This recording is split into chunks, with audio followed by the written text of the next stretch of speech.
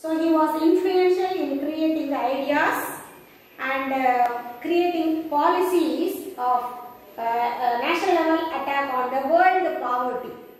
Because almost all the countries in the world, the developing countries and underdeveloped countries are fighting for food sufficiency, isn't it? So he told that the policies, how to create policies for attacking the world poverty, and through his contributions to the question of the international aid, and he improved the flaws of external sources, but he has done many things for the development of the world poverty, to overcome the poverty in the underdeveloped countries. And the next one is support for socialism. So during the early phases planning in India, he supported the case of the socialist India.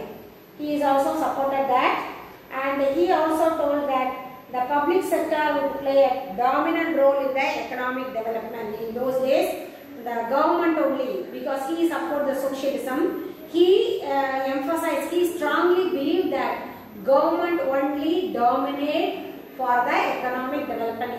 They are only, the government is only acting for the they are only taking the productive measures, they are only developing the India. And the next one is views on industrialization. So he issued a pamphlet, the name of the topic is What's Wrong with the Indian Economic Life in the year 1938.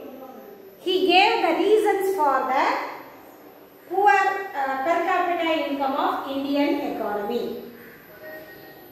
So what is wrong in the Indian economic life, which is based on the poor per capita income and low level of per capita nutrition in India. These things were discussed under the heading What Wrongs with Indian Economic Life.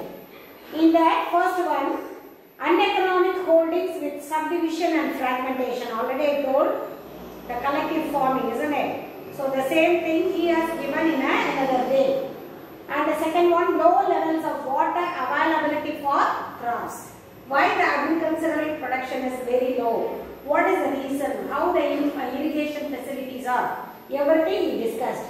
And then he also talks about the excess population pressure on agricultural due to the absence of large industrial sector.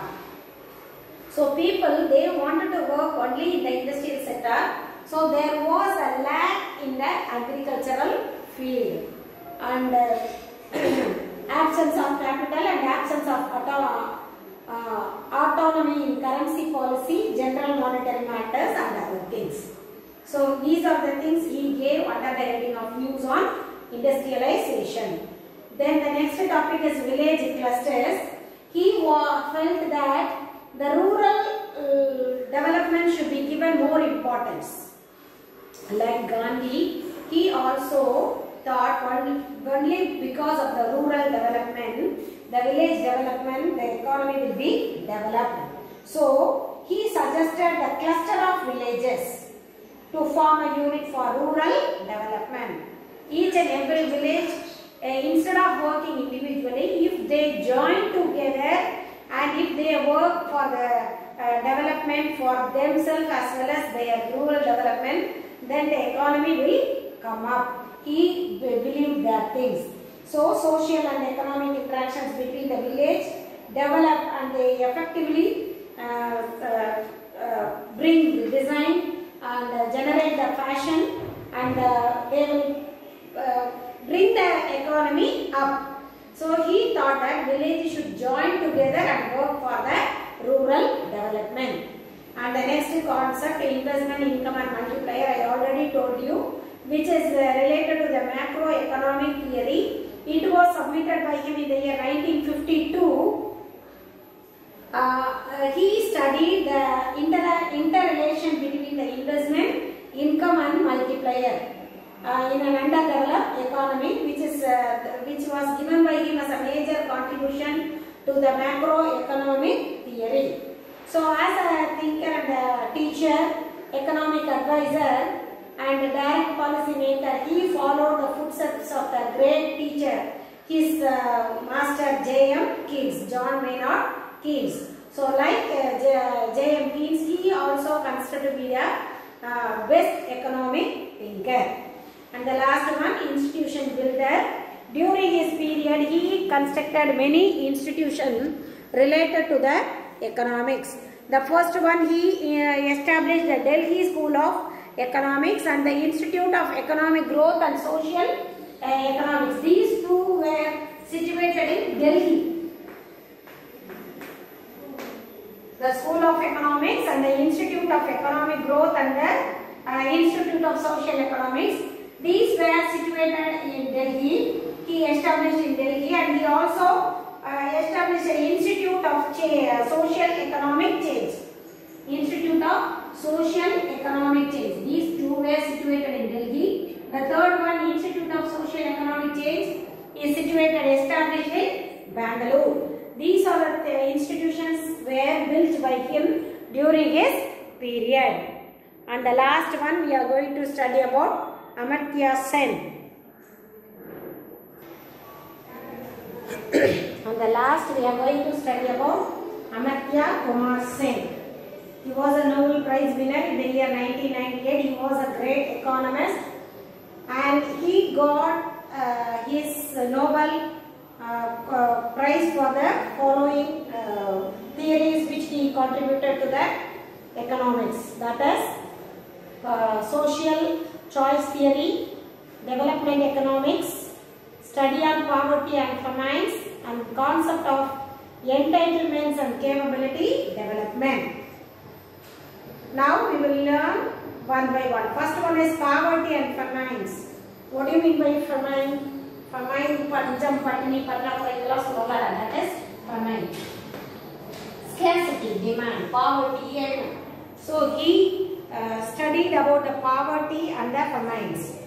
And his book, an essay on entitlement and deprivation in the year 1981, in his book, he submitted the poverty and famines by studying the previous situations of poverty and various famines, several famines which have already occurred in India.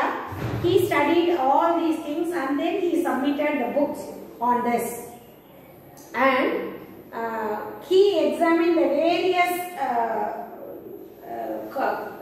reasons, causes for poverty, and he also drew the attention to the incidents of absolute and the relative deprivation. So he studied, by studying the various poverty situations and the famine situation, he submitted the book in the year 1981. And then poverty and inequality is the second topic. He carried a great work on the poverty and the inequality in India.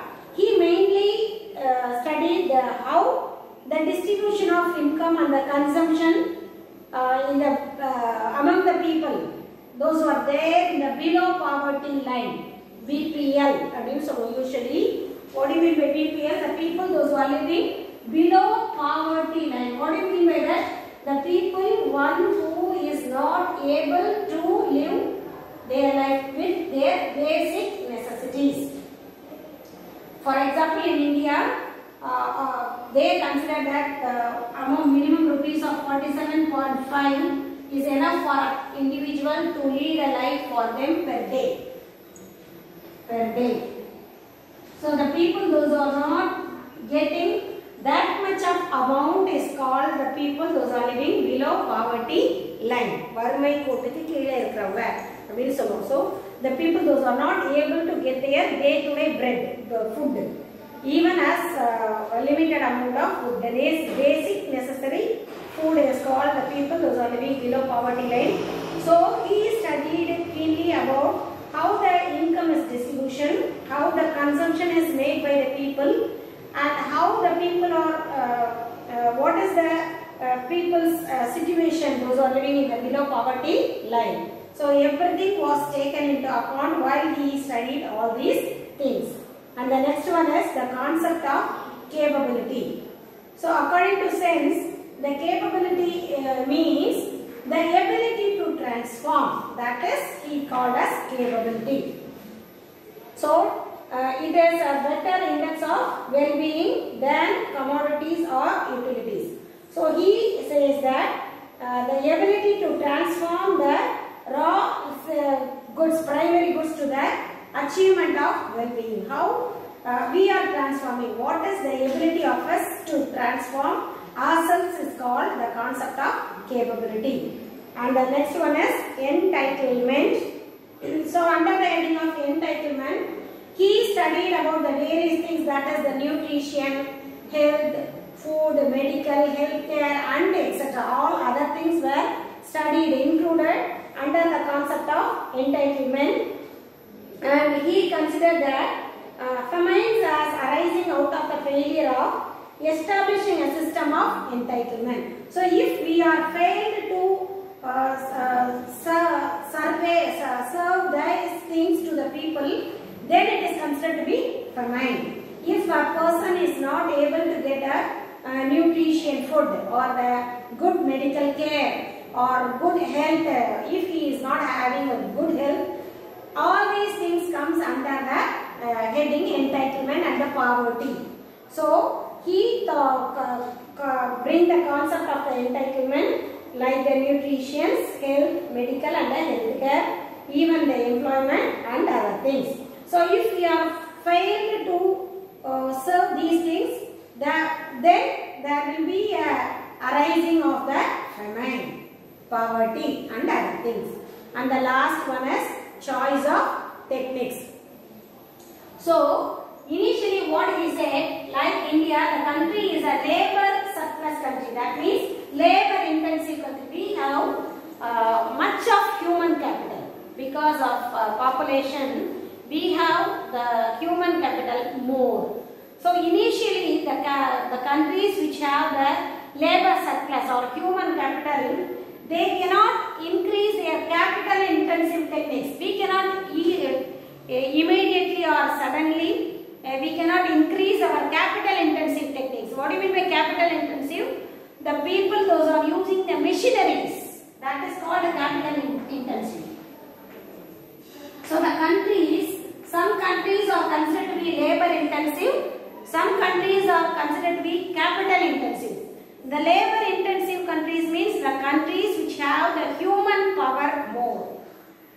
The capital intensive means the country which has the machineries. They are depending on machineries rather than the human capital. So the countries which are very good in the labor surplus, that means labor intensive, that is human capital, we cannot immediately adopt the capital intensive techniques, isn't it? The people, we cannot adopt the technicals, the machineries. We cannot suddenly follow the, adopt the machinery, depend on machineries, because we are labor surplus country. We should not send out the employees. So he told that the countries like India, we are labor surplus, so we cannot increase the capital intensive techniques immediately.